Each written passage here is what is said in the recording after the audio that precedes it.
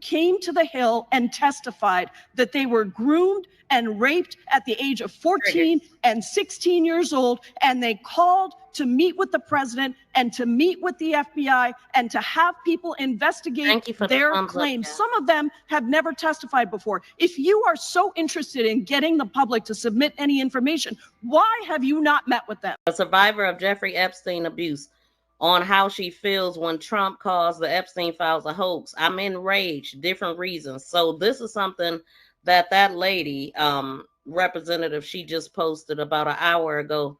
Listen to our conversation on the most recent episode of The Power to Have available. Let's see. Petition that Thomas Massie and Ro Khanna. She's calmer. We have this discharge petition that Thomas Massie and Ro Khanna have put together that calls for the release of all the Epstein files, not just the ones that the DOJ wants to release, but all of them. When you see these Republicans stonewalling, and when you hear Donald Trump, the president of the United States, say this is a hoax, this is a Democrat hoax, what do you say to that? I'm enraged for different reasons.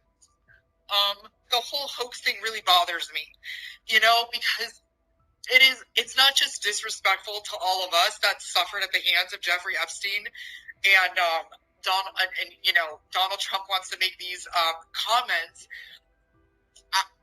How could you continue to say that when I showed up at the Capitol, invited you, and nobody's coming with pitchforks, nobody's trying to come with hostility.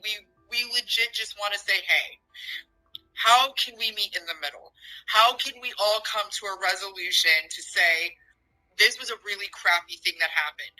These are the mistakes that the government made, and this is where you fumbled us. We're willing to put all of that aside, to forgive what has been done, and to move in a positive direction so we can enforce the law and make sure that the next generation never sees another Jeffrey or Ghislaine ever again in the entire world.